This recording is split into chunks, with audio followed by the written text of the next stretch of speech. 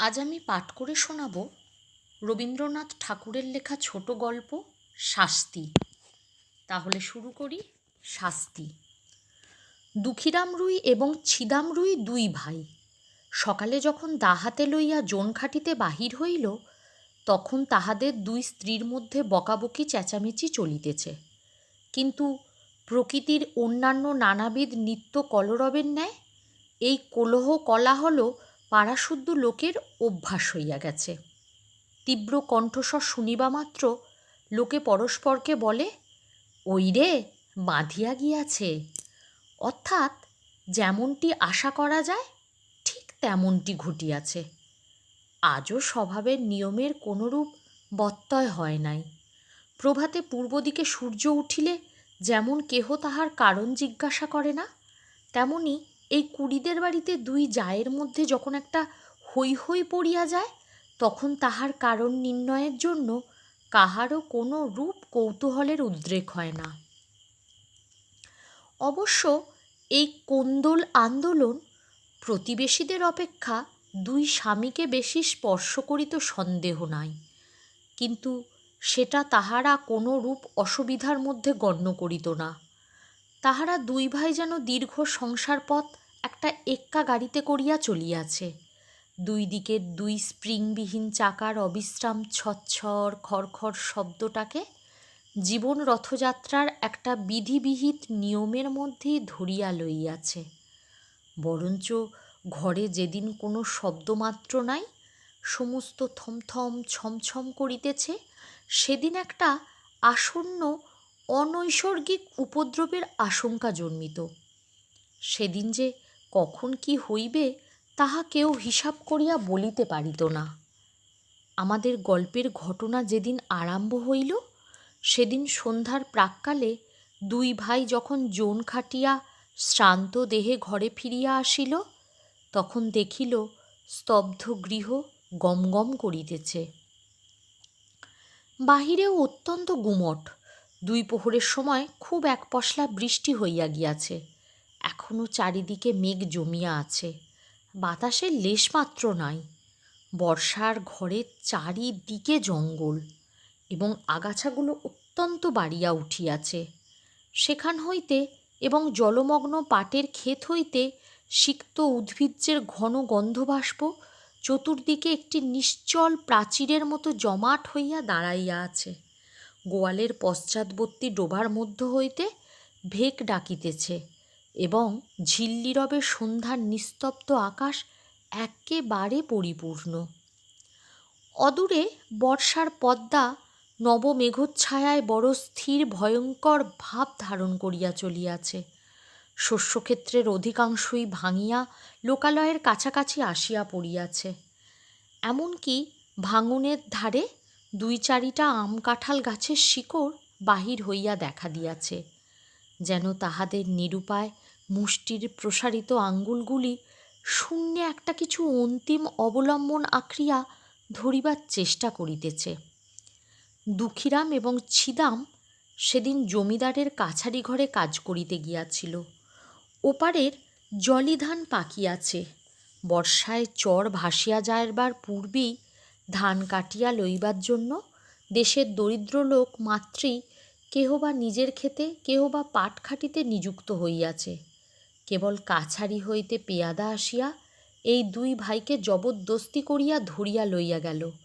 কাছারি ঘরের চাল ভেদ করিয়া স্থানে স্থানে জল পড়িতেছিল, তাহাই সারিয়া দিতে এবং গোটাকতক ঝাঁপ নির্মাণ করিতে তাহারা সমস্ত দিন খাটিয়াছে। বাড়িতে আসিতে পায় নাই। কাছারি হইতেই কিঞ্চিত জলপান খাইয়াছে।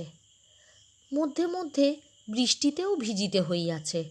উচিত মতো পাওনা মজুরি পায় নাই এবং তাহার পরিবর্তে যে সকল অন্যায় কটু কথা শুনিতে হইয়াছে, সে তাহাদের পাওনার অনেক অতিরিক্ত। পথের কাদা এবং জল ভাঙিয়া সন্ধ্যাবেলায় বাড়ি ফিরিয়া আসিয়া দুই ভাই দেখিল ছোট যা চন্দরা ভূমিতে অঞ্চল পাতিয়া চুপ করিয়া পড়িয়া আছে। আজিকার এই মেঘলা দিনের মতো সেও মধ্যাহ্নে প্রচুর অশ্রুবর্ষণপূর্বক সায়াহ্নের কাছাকাছি ক্ষান্ত দিয়া অত্যন্ত গুমট করিয়া আছে। আর বড় যা রাধা মুখটা মস্ত করিয়া দাওয়ায় বসিয়াছিল। তাহার ১.৫ বৎসরের ছোট ছেলেটি কাঁদিতেছিল।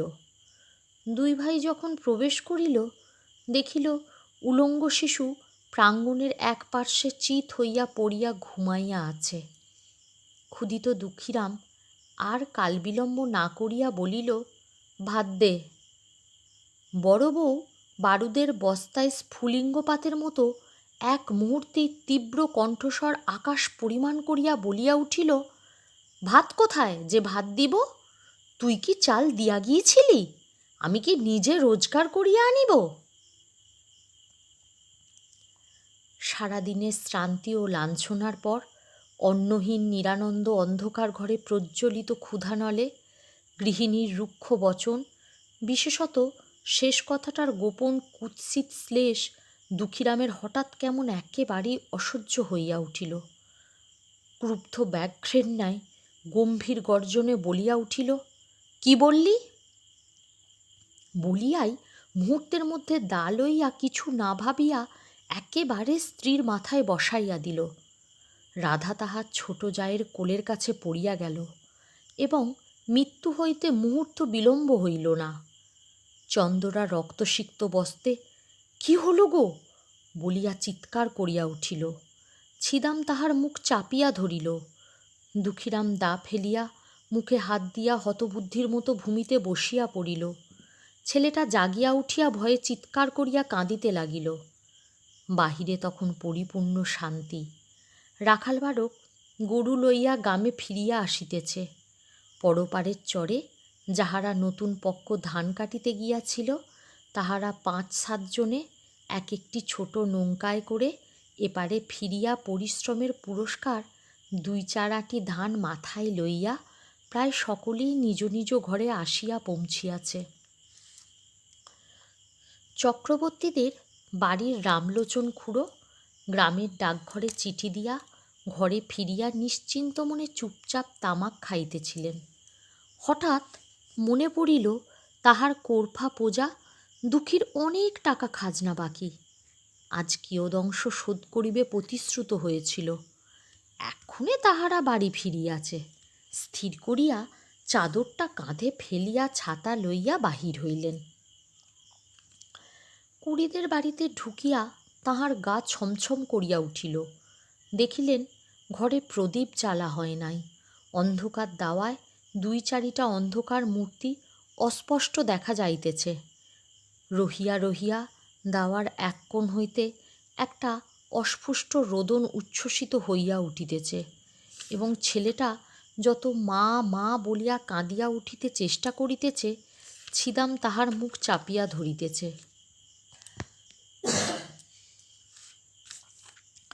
রামলোচন কিছু ভীত হইয়া জিজ্ঞাসা করিলেন, দুঃখী আছিস নাকি? দুঃখী এতক্ষণ পস্তর মূর্তির মতো নিশ্চল হইয়া বসিয়াছিল। তাহার নাম ধরিয়া ডাকিবা মাত্র একেবারে অবোধ বালকের মতো উচ্ছ্বসিত হইয়া কাঁদিয়া উঠিল। ছিদাম তাড়াতাড়ি দাওয়া হইতে অঙ্গনে নামিয়া চক্রবর্তীর নিকটে আসিল। চক্রবর্তী জিজ্ঞাসা করিলেন, মাগিরা বুঝি ঝগড়া করিয়া বসিয়া আছে? আজ তো সমস্ত দিনই চিৎকার শুনিয়াছি। এতক্ষণ ছিদাম কিংকর্তব্য কিছুই ভাবিয়া উঠিতে পারে নাই। নানা অসম্ভব গল্প তাহার মাথায় উঠিতেছিল। আপাতত স্থির করিয়াছিল রাত্রি কিঞ্চিত অধিক হইলেই মৃতদেহ কোথাও সরাইয়া ফেলিবে। ইতিমধ্যে যে চক্রবর্তী আসিয়া উপস্থিত হইবে এসে মনেও করে নাই। ফস করিয়া কোনো উত্তর জোগাইল না। বলিয়া ফেলিল, হ্যাঁ, আজ খুব ঝগড়া হইয়া গিয়াছে। চক্রবর্তী দাওয়ার দিকে অগ্রসর হইবার উপক্রম করিয়া বলিল, কিন্তু সেজন্য দুঃখী কাঁদে কেন রে? ছিদাম দেখিল আর রক্ষা হয় না। হঠাৎ বলিয়া ফেলিল, ঝগড়া করিয়া ছোট বউ বড় বউয়ের মাথায় এক দায়ের কোপ বসাইয়া দিয়াছে। উপস্থিত বিপদ ছাড়া যে আরও কোনো বিপদ থাকিতে পারে এ কথা সহজে মনে হয় না। ছিদাম তখন ভাবিতেছিল, ভীষণ সত্যের হাত হইতে কি করিয়া রক্ষা পাইব। মিথ্যা যে তদপেক্ষা ভীষণ হইতে পারে তাহা তাহার জ্ঞান হইল না। রামলোচনের প্রশ্ন শুনিবা মাত্র তাহার মাথায় তৎক্ষণাৎ একটাই উত্তর জোগাইল এবং তৎক্ষণাৎই বলিয়া ফেলিল। রামলোচন চমকিয়া উঠিয়া কহিল, অ্যাঁ, বলিস কি? মরে নাই তো? ছিদাম কহিল, মরিয়াছে বলিয়াই চক্রবর্তীর পা জড়াইয়া ধরিল। চক্রবর্তী পালাইবার পথ পায় না। ভাবিল, রাম রাম, সন্ধেবেলায় এ কি বিপদেই পড়িলাম। আদালতে সাক্ষ্য দিতে দিতেই প্রাণ বাহির হইয়া পড়িবে। ছিদাম কিছুতেই তাহার পা ছাড়িল না। কহিল, দাদা ঠাকুর, এখন আমার বউকে বাঁচাইবার কি উপায় করি?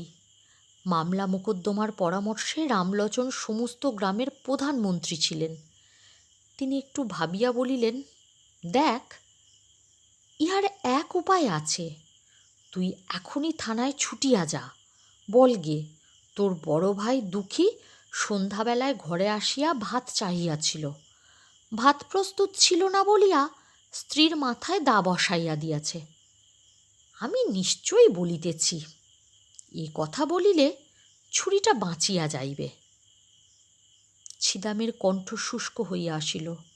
উঠিয়া কহিল, ঠাকুর, বউ গেলে বউ পাইব, কিন্তু আমার ভাই ফাঁসি গেলে আর তো ভাই পাইব না। কিন্তু যখন নিজের স্ত্রীর নামে দোষারোপ করিয়াছিল তখন এ সকল কথা ভাবে নাই। তাড়াতাড়িতে একটা কাজ করিয়া ফেলিয়াছে। এখন অলক্ষিতভাবে মন আপনার পক্ষে যুক্তি এবং প্রবোধ সঞ্চয় করিতেছে। চক্রবর্তীও কথাটা যুক্তিসঙ্গত বোধ করিলেন। কহিলেন, তবে যেমনটি ঘটিয়াছে তাই বলিস, সকল দিক রক্ষা করা অসম্ভব বলিয়া রামলোচন অবিলম্বে প্রস্থান করিল। এবং দেখিতে দেখিতে গ্রামে রাষ্ট্র হইল যে কুড়িদের বাড়ির চন্দরা রাগারাগি করিয়া তাহার বড় জায়ের মাথায় দা বসাইয়া দিয়াছে। বাঁধ ভাঙিলে যেমন জল আসে, গ্রামের মধ্যে তেমনি হু হু শব্দে পুলিশ আসিয়া পড়িল। অপরাধী এবং নিরপরাধী সকলেই বিষম উদ্বিগ্ন হইয়া উঠিল। ছিদাম ভাবিল, যে পথ কাটিয়া ফেলিয়াছে সেই পথেই চলিতে হইবে। সে চক্রবর্তীর কাছে নিজ মুখে এক কথা বলিয়া ফেলিছে, সে কথা গাশুদ্ধ রাষ্ট্র হইয়া পড়িয়াছে।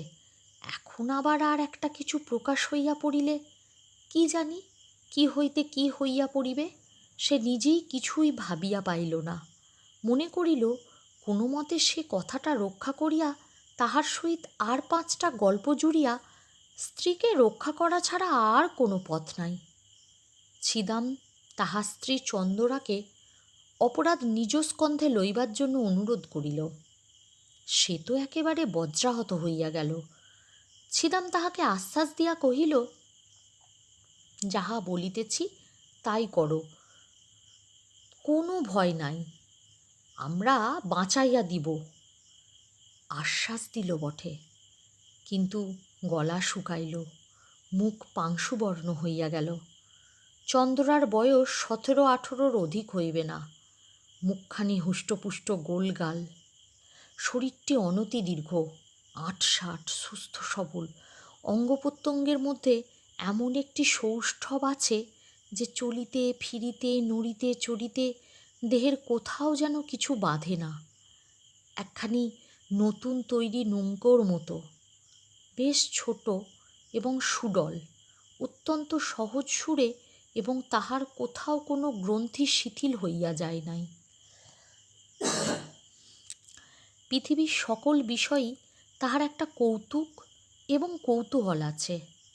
পাড়ায় গল্প করিতে যাইতে ভালোবাসে এবং কুম্ভকক্ষে ঘাটে যাইতে আসিতে 2 অঙ্গুলি দিয়া ঘোমটা ঈষৎ ফাঁক করিয়া উজ্জ্বল চঞ্চল ঘনকৃষ্ণ চোখ দুটি দিয়া পথের মধ্যে দর্শনযোগ্য যাহা কিছু সমস্ত দেখিয়া লয়। বড় বউ ছিল ঠিক তার উল্টো, অত্যন্ত এলোমেলো, ঢিলে ঢালা, অগোছালো।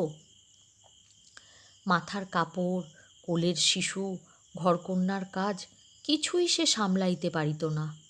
হাতে বিশেষ একটা কিছু কাজও নাই, অথচ কোনো কালে যেন সে অবসর করিয়া উঠিতে পারে না। ছোট যা তাহাকে অধিক কিছু কথা বলিত না, মৃদুস্বরে দুই একটা তীক্ষ্ণ দংশন করিত, আর সে হাউ হাউ দাউ দাউ করিয়া রাগিয়া মাগিয়া বকিয়া বকিয়া সারা হইত এবং পাড়া শুদ্ধ অস্থির করিয়া তুলিত। এই দুই জুরি স্বামী স্ত্রীর মধ্যেও স্বভাবের একটা আশ্চর্য ঐক্য ছিল। দুঃখীরাম মানুষটা ছিল বৃহদায়তনের, হাড়গুলো খুব চওড়া, নাসিকা খর্ব, দুটি চক্ষু, এই দৃশ্যমান সংসারকে যেন ভালো করিয়া বোঝে না, অথচ ইহাকে কোনরূপ প্রশ্ন করিতেও চায় না। এমন নিরীহ অথচ ভীষণ, এমন সকল অথচ নিরুপায় মানুষ অতি দুর্লভ। আর ছিদামকে একখানি চকচকে কালো পাথরে কে যেন বহু যত্নে কুঁদিয়া গড়িয়া তুলিয়াছে, লেশমাত্র বাহুল্য বর্জিত, এবং কোথাও যেন কিচ্ছু টোল খায় নাই। প্রত্যেক অঙ্গটি বলের সহিত নৈপুণ্যের সহিত মিশিয়া অত্যন্ত সম্পূর্ণতা লাভ করিয়াছে। নদীর উচ্চ পার হইতে লাফাইয়া পড়ুক, লগি দিয়া নৌকা ঠেলুক, বাঁশ গাছে চড়িয়া বাছিয়া বাছিয়া কঞ্চি কাটিয়া আনুক, সকল কাজেই তাহার একটি পরিমিত পরিপাট্য, একটি অবলীলাকৃত শোভা প্রকাশ পায়। বড় বড় কালো চুল তেল দিয়া কপাল হইতে যত্নে আঁচড়াইয়া তুলিয়া কাঁধে আনিয়া ফেলিয়াছে। বেশভূষা সাজসজ্জায় বিলক্ষণ একটা যত্ন আছে। অপরাপর গ্রামবধূদিগের সৌন্দর্যের প্রতি যদিও তাহার উদাসীন দৃষ্টি ছিল না, এবং তাহার চক্ষে আপনাকে মনোরম করিয়া তুলিবার ইচ্ছা তাহার যথেষ্ট ছিল, তবু ছিদাম তাহার যুবতী স্ত্রীকে একটু বেশি ভালোবাসিত। উভয়ে ঝগড়াও হইত, ভাবও হইত, কেহ কাহাকে পরাস্ত করিতে পারিত না। আর একটি কারণে উভয়ের মধ্যে বন্ধন কিছু সুদৃঢ় ছিল। ছিদাম মনে করিত, চন্দরা যেরূপ চটুল চঞ্চল প্রকৃতির স্ত্রীলোক, তাহাকে যথেষ্ট বিশ্বাস নাই। আর চন্দরা মনে করিত, আমার স্বামীটির চতুর্দিকে দৃষ্টি, তাহাকে কিছু কষাকষি করিয়া না বাঁধিলে কোনোদিন হাতছাড়া হইতে আটক নাই। উপস্থিত ঘটনা ঘটিবার কিছুকাল পূর্ব হইতেই স্ত্রী পুরুষের মধ্যে ভারী একটা গোলযোগ চলিতেছিল। চন্দরা দেখিয়াছিল তাহার স্বামী কাজের ওজর করিয়া মাঝে মাঝে দূরে চলিয়া যান, এমনকি দুই একদিন অতীত করিয়া আসে, অথচ কিছু উপার্জন করিয়া আনে না। লক্ষণ মন্দ দেখিয়া সেও কিছু বাড়াবাড়ি দেখাইতে লাগিল। যখন তখন ঘাটে যাইতে আরম্ভ করিল, এবং পাড়া পর্যটন করিয়া আসিয়া কাশী মজুমদারের মেজ ছেলেটির প্রচুর ব্যাখ্যা করিতে লাগিল। ছিদামের দিন এবং রাত্রিগুলির মধ্যে কে যেন বিষ মিশাইয়া দিল। কাজে কর্মে কোথাও একদণ্ড গিয়া সুস্থির হইতে পারে না। একদিন ভাজকে আসিয়া ভারী ভৎসনা করিল। সে হাত নাড়িয়া ঝঙ্কার দিয়া অনুপস্থিত মৃত পিতাকে সম্বোধন করিয়া বলিল, ও মেয়ে ঝড়ের আগে ছোটে, উহাকে আমি সামলাইব? আমি জানি ও কোনোদিন কি সর্বনাশ করিয়া বসিবে। চন্দরা পাশের ঘর হইতে আসিয়া আস্তে আস্তে কহিল, কেন দিদি, তোমার এত ভয় কিসের? এই দুই জায়ে বিষম দ্বন্দ্ব বাঁধিয়া গেল। ছিদাম চোখ পাকাইয়া বলিল, এবার যদি কখনো শুনি তুই একলা ঘাটে গিয়াছিস, তোর হাড় গুড়াইয়া দিব। চন্দরা বলিল, তাহা হইলে তো হাড় জুড়ায়, বলিয়া তৎক্ষণাৎ বাহিরে যাইবার উপক্রম করিল। ছিদাম এক লম্ফে তাহার চুল ধরিয়া টানিয়া ঘরে পুরিয়া বাহির হইতে দ্বার রুদ্ধ করিয়া দিল। কর্মস্থান হইতে সন্ধ্যাবেলায় ফিরিয়া আসিয়া দেখে ঘর খোলা, কেহ নাই ঘরে। চন্দরা 3টে গাম ছাড়াইয়া এক্কেবারে তাহার মামার বাড়ি গিয়া উপস্থিত হইয়াছে। ছিদাম সেখান হইতে বহু কষ্টে অনেক সাধ্য সাধনায় তাহাকে ঘরে ফিরাইয়া আনিল, কিন্তু এবার পরাস্ত মানিল। দেখিল এক অঞ্জলি পারদকে মুষ্টির মধ্যে শক্ত করিয়া ধরা যেমন দুঃসাধ্য, এই মুষ্টিমেয় স্ত্রীটুকুকেও কঠিন করিয়া ধরিয়া রাখা তেমনই অসম্ভব। ও যেন 10 আঙুলের ফাঁক দিয়া বাহির হইয়া পড়ে। আর কোনো জবরদস্তি করিল না, কিন্তু বড় অশান্তিতে বাস করিতে লাগিল। তাহার এই চঞ্চলা যুবতী স্ত্রীর প্রতি সদাশঙ্কিত ভালোবাসা উগ্র একটা বেদনার মতো বিষম টনটনে হইয়া উঠিল। এমনকি একবার মনে হইত, এ যদি মরিয়া যায়, তবে আমি নিশ্চিন্ত হইয়া একটুখানি শান্তি লাভ করিতে পারি। মানুষের উপরে মানুষের যতটা ঈর্ষা হয়, জমের ওপরে এতটা নহে। এমন সময় ঘরে সেই বিপদ ঘটিল। চন্দরাকে যখন তাহার স্বামী খুন স্বীকার করিয়া লইতে কহিল, সে স্তম্ভিত হইয়া চাহিয়া রহিল। তাহার কালো দুটি চক্ষু অগ্নির ন্যায় নীরবে তাহার স্বামীকে দগ্ধ করিতে লাগিল। তাহার সমস্ত শরীর মন যেন ক্রমেই সংকুচিত হইয়া স্বামী রাক্ষসের হাত হইতে বাহির হইয়া আসিবার চেষ্টা করিতে লাগিল। তাহার সমস্ত অন্তরাত্মা একান্ত বিমুখ হইয়া দাঁড়াইল। ছিদাম আশ্বাস দিল, তোমার কিছু ভয় নাই বলিয়া পুলিশের কাছে, ম্যাজিস্ট্রেটের কাছে কি বলিতে হইবে বারবার শিখাইয়া দিল। চন্দরা সে সমস্ত দীর্ঘ কাহিনী কিছুই শুনিল না, কাঠের মূর্তির মতো বসিয়া রহিল। সমস্ত কাজেই ছিদামের ওপর দুঃখীরামের একমাত্র নির্ভর। ছিদাম যখন চন্দরার উপর দোষারোপ করিতে বলিল, দুঃখী বলিল, তাহা হইলে বৌমার কি হইবে? ছিদাম কহিল, উহাকে আমি বাঁচাইয়া দিব। বৃহতাকায় দুঃখীরাম নিশ্চিন্ত হইল। ছিদাম তাহার স্ত্রীকে শিখাইয়া দিয়াছিল যে, তুই বলিস বড়জা আমাকে বঁটি লইয়া মারিতে আসিয়াছিল, আমি তাহাকে দা লইয়া ঠেকাতে গিয়া হঠাৎ কেমন করিয়া লাগিয়া গিয়াছে। এ সমস্তই রামরচনের রচিত। ইহার অনুকূলে যে যে অলঙ্কার এবং প্রমাণ প্রয়োগের আবশ্যক, তাহাও সে বিস্তারিতভাবে ছিদামকে শিখাইয়াছিল। পুলিশ আসিয়া তদন্ত করিতে লাগিল। চন্দরাই যে তাহার বড়জাকে খুন করিয়াছে, গ্রামের সকল লোকের মনে এই বিশ্বাস বদ্ধমূল হইয়া গিয়াছে। সকল সাক্ষীর দ্বারাই সেইরূপ প্রমাণ হইল। পুলিশ যখন চন্দরাকে প্রশ্ন করিল, চন্দরা কহিল, হাঁ, আমিই খুন করিয়াছি। কেন খুন করিয়াছ? আমি তাহাকে দেখিতে পারিতাম না। কোনো বচসা হইয়াছিল? না। সে তোমাকে প্রথমে মারিতে আসিয়াছিল? না। তোমার প্রতি কোনো অত্যাচার করিয়াছিল? না। এইরূপ উত্তর শুনিয়া সকলে অবাক হইয়া গেল। ছিদাম তো একেবারে অস্থির হইয়া উঠিল। কহিল, উনি ঠিক কথা বলিতেছেন না। বড় বউ প্রথমে। দারোগা খুব এক তাড়া দিয়া তাহাকে থামাইয়া দিল। অবশেষে তাহাকে বিধিমতো জেরা করিয়া বারবার সেই একই উত্তর পাইল। বড় বউয়ের দিক হইতে কোনো রূপ আক্রমণ চন্দরা কিছুতেই স্বীকার করিল না। এমন একগুঁয়ে মেয়েও তো দেখা যায় না। একেবারে প্রাণপণে ফাঁসি কাষ্ঠের দিকে ঝুঁকিয়াছে। কিছুতেই তাহাকে টানিয়া রাখা যায় না। এ কি নিদারুণ অভিমান! চন্দরা মনে মনে স্বামীকে বলিতেছে, আমি তোমাকে ছাড়িয়া আমার এই নবযৌবন লইয়া ফাঁসি কাঠকে বরণ করিলাম। আমার ইহজন্মের শেষ বন্ধন তাহারই সহিত। বন্দিনী হইয়া চন্দরা একটি নিরীহ ক্ষুদ্র চঞ্চল কৌতুকপ্রিয় গ্রামবধূ চিরপরিচিত গ্রামের পথ দিয়া, রথতলা দিয়া, হাটের মধ্য দিয়া, ঘাটের প্রান্ত দিয়া, মজুমদারদের বাড়ির সম্মুখ দিয়া, পোস্ট অফিস এবং স্কুল ঘরের পার্শ্ব দিয়া, সমস্ত পরিচিত লোকের চক্ষের ওপর দিয়া কলঙ্কের ছাপ লইয়া চিরকালের মতো গৃহ ছাড়িয়া চলিয়া গেল। একপাল ছেলে পিছন পিছন চলিল এবং গ্রামের মেয়েরা তাহার শৈশাঙাত্রা কেহ গোমটার ফাঁক দিয়া, কেহ দ্বারের প্রান্ত হইতে, কেহ বা আড়ালে দাঁড়াইয়া পুলিশ চালিত চন্দরাকে দেখিয়া লজ্জায়, ঘৃণায়, ভয়ে কণ্টকিত হইয়া উঠিল।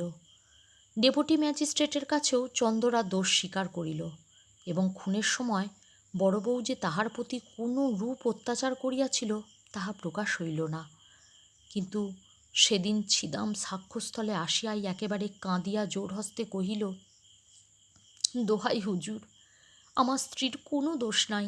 হাকিম ধমক দিয়া তাহার উচ্ছ্বাস নিবারণ করিয়া তাহাকে প্রশ্ন করিতে লাগিলেন, সে একে একে সত্য ঘটনা প্রকাশ করিল। হাকিম তাহার কথা বিশ্বাস করিলেন না, কারণ প্রধান বিশ্বস্ত ভদ্রসাক্ষী রামলোচন কহিল, খুনের অনতিবিলম্বেই আমি ঘটনাস্থলে উপস্থিত হইয়াছিলাম। সাক্ষী ছিদাম আমার নিকট সমস্ত স্বীকার করিয়া আমার পা জড়াইয়া ধরিয়া কহিল, বউকে কি করিয়া উদ্ধার করিব, আমাকে যুক্তি দিন। আমি ভালো মন্দ কিছুই বলিলাম না। সাক্ষী আমাকে বলিল, আমি যদি বলি আমার বড় ভাই ভাত চাইয়া ভাত পায় নাই বলিয়া রাগের মাথায় স্ত্রীকে মারিয়াছে, তাহা হইলে সে কি রক্ষা পাইবে? আমি কহিলাম, খবরদার হারামজাদা, আদালতে এক বর্ণও মিথ্যা বলিস না, এত বড় মহাপাপ আর নাই, ইত্যাদি। রামলোচন প্রথমে চন্দরাকে রক্ষা করিবার উদ্দেশ্যে অনেকগুলো গল্প বানাইয়া তুলিয়াছিল, কিন্তু যখন দেখিল চন্দরা নিজেই বাঁকিয়া দাঁড়াইয়াছে, তখন ভাবিল, ওরে বাপরে, শেষকালে কি মিথ্যা সাক্ষ্যের দায়ে পড়িব? যেটুকু জানি সেটুকু বলাই ভালো। এই মনে করিয়া রামলোচন যাহা জানে তাহাই বলিল, বরঞ্চ তাহার চেয়েও কিছু বেশি বলিতে ছাড়িল না। ডেপুটি ম্যাজিস্ট্রেট সেশনে চালান দিলেন। ইতিমধ্যে চাষবাস, হাটবাজার, হাসি কান্না, পৃথিবীর সমস্ত কাজ চলিতে লাগিল, এবং পূর্ব বৎসরের মতো নবীন ধান্যক্ষেত্রে শ্রাবণের অবিরল বৃষ্টিধারা বর্ষিত হইতে লাগিল। পুলিশ, আসামি এবং সাক্ষী লইয়া আদালতে হাজির। সম্মুখবর্তী মুন্সেফের কোর্টে বিস্তর লোক নিজ নিজ মোকদ্দমার অপেক্ষায় বসিয়া আছে। রন্ধনশালার পশ্চাৎবর্তী একটি ডোবার অংশবিভাগ লইয়া কলিকাতা হইতে এক উকিল আসিয়াছে, এবং তদুপলক্ষে বাদীর পক্ষে ৩৯ জন সাক্ষী উপস্থিত আছে।